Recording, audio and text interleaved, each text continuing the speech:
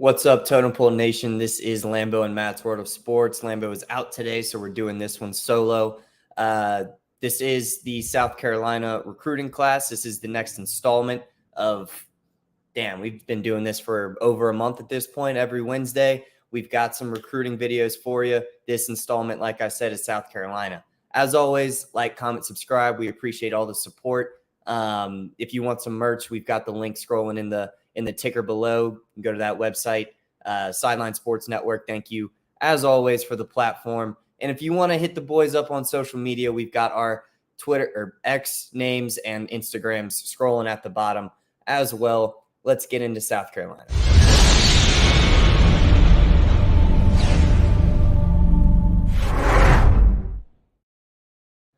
All right, South Carolina. 18th ranked class in the country, 10th in the SEC, which tells you how strong the recruiting classes are in the SEC because they're 18th in the country, but 10th in the conference. They've got 16 commits so far, 1 5-star, 9 4-stars, and 5 3-stars. And then just, assessing their depth chart details when I was doing my analysis here, the wide receiver room is very thin, and they're losing 3 players on top of that. The O-line is a mix of experience and youth. Could use a few more guys in the depth chart next year, but it's not like the most pressing issue for this offense at all. The tight end room is losing its top 2 guys. They've got youth there too, but could definitely use an addition. The obvious here, Spencer Rattler is a redshirt senior, so he's out of eligibility. He'll be leaving, and the QB behind him, I'm pretty sure will be a senior next year as well. So they definitely need another guy in there soon. I'm not sure about guys that are redshirting this year or not, but they need some youth in that QB room desperately. They need additions to the running back room. 4 starters on the defense are seniors, so they need a guy or 2 on the D-line. The linebacker room is fine. The DB room is okay. But,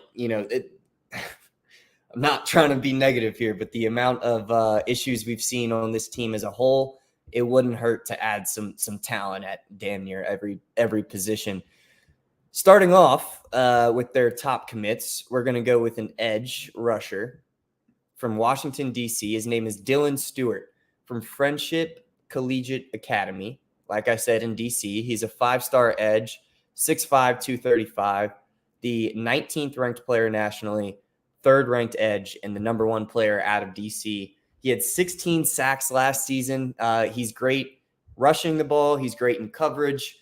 And the description of him says that he could be an effective linebacker, as well as playing the edge.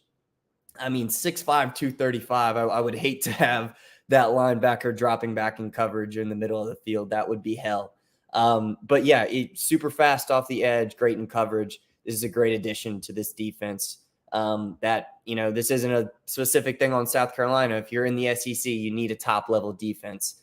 Next up, Josiah Thompson from Dillon High School in Dillon, South Carolina. 4-star offensive tackle, 6'6", 280, 40th ranked player nationally, 3rd offensive tackle in the country, and the 1st ranked player from South Carolina. He's an All-American as well. So, like I mentioned, with their O-line, mix of experience and youth, but they could use a few guys.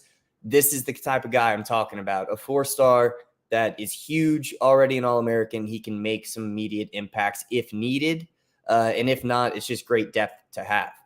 Next up, also on the offensive side of the ball, this is Michael Smith from Calvary Day School in Savannah, Georgia. He's a 4-star tight end, 6'4", 235. 62nd ranked player nationally, 5th ranked tight end, and the 9th player out of Georgia. He has some experience playing inline as a blocker, but mainly lines up in the slot. So obviously he's going to need to develop as a blocker to be a consistent contributor on this offense at the tight end position. But what he provides as a pass catcher should warrant him some on-field activity pretty early into his tenure at South Carolina. And as all the cliched tight end things you can say, number 1 is this guy played basketball. He can box out. He can high point the ball when it comes to receiving. And this is just another dude that's going to fall under that cliche. He's a very good basketball player in the state of Georgia as well. Next up, Fred Johnson from Maury High School in Norfolk, Virginia. 4-star linebacker, 6'3", 225. He's the 110th ranked player nationally, the 9th ranked linebacker, and the number 2 player in Virginia. He has speed off the edge, but the frame looks like if he filled it in a little bit, obviously I'm not calling him small. You can see him right there. But, filling it in a little bit, he could fill the inside gaps as well. It doesn't have to just be rushing off the edge as a linebacker. And then obviously with that speed, he can drop back into coverage as well. He runs a 4.5 40 at 6'3", 225. And I'd only imagine he gets more, explosive and athletic as he progresses, especially at South Carolina SEC program. They've got all the resources in the world to make him a better athlete. And it also hurts that he's the number 2 guy from Virginia, me being a Virginia Tech guy. You would have loved to get him. He visited. He looked really good in that maroon, but he wanted to go with the maroon of South Carolina instead, which is all fine, whatever. Next up is an offensive tackle, also from South Carolina. You see the Pringles. His name is Cam Pringle. He's from Woodland High School in Dorchester, South Carolina. Like I said, he's an offensive tackle. He's 4 stars, 6'7", 338. 6'7" is insane. 340 pounds is insane. 173rd ranked player nationally, 14th ranked offensive tackle, and the number 4 player in South Carolina. He's an elite thrower when it comes to the field events and track and field. So obviously the strength is put to good use there, and he pancakes guys on the regular, which – no surprise, 6'7", 330. I'm sure he just dominates the guys that he's playing against. And if they tracked pancakes every game, I'm sure this dude could open an IHOP. Damn, I'm just bad jokes after bad jokes. All right, next up, we're going to their top in-state recruits. Obviously, I mentioned Josiah Thompson and Cam Pringle. They're 1st and 4th in South Carolina. But next up is Mazio Bennett from Greenville High School in Greenville, South Carolina, 4-star wide receiver. Like I mentioned, the wide receiver room is extremely thin, so adding a 4-star there is huge. 6 feet tall, 180, 239th ranked player nationally, 34th wide receiver, and the 5th ranked player in South Carolina. He's quick enough to play in the slot, but he's also got enough not just quick twitch speed to where he could open it up on the outside as well. So he's a great addition for sure. Next up, another 4-star, this one on the defensive side of the ball. This is a safety. His name is Kelvin Hunter from West Florence High School in Florence, South Carolina. 4-star safety, 5'11", 180, 256th ranked nationally, the 25th ranked safety, and the 6th ranked player in South Carolina. And then rounding out their top guys from in-state are this would be Blake Franks. Blake Franks is from Greenville High School in Greenville, South Carolina as well. 3-star offensive tackle, 6'5", 320, big boy, 475th ranked player nationally, the 39th offensive tackle, and the 8th player out of South Carolina. And then, points of emphasis based on needs. I mentioned that they need some youth at quarterback, and they are adding one guy when it comes to QBs, Dante Reno. He's from Cheshire Academy in Fiskdale, Massachusetts. He's a 4-star quarterback, 6'1", 200 pounds. I mean, he's the 21st ranked quarterback in the class and the 5th ranked player from Massachusetts. And he's on the Elite 11 roster, as you can see in this picture here. So I'm not saying that he's a bad QB by any means. You would just, I don't know. They got lucky having Rattler fall into their lap, given the, how highly touted he was, but he didn't really end up working. So not that he didn't work, but obviously you're 2-4 or whatever you are at this point.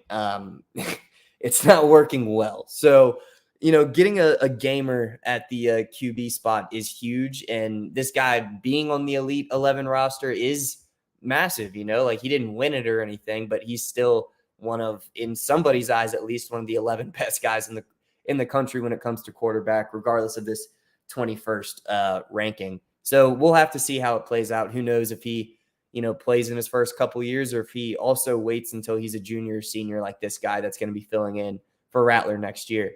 Okay, so outside of that, more points of emphasis. They're only bringing in 1 3-star running back, which, like I mentioned, they need to add to that running back room. So that could be a transfer portal fix. And they're only bringing in 1 wide receiver. He is the 4-star I mentioned earlier.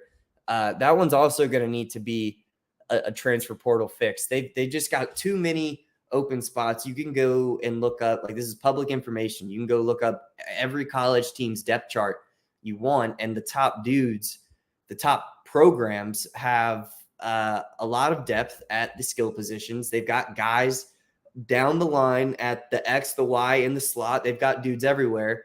And South Carolina doesn't. They don't have a lot of depth.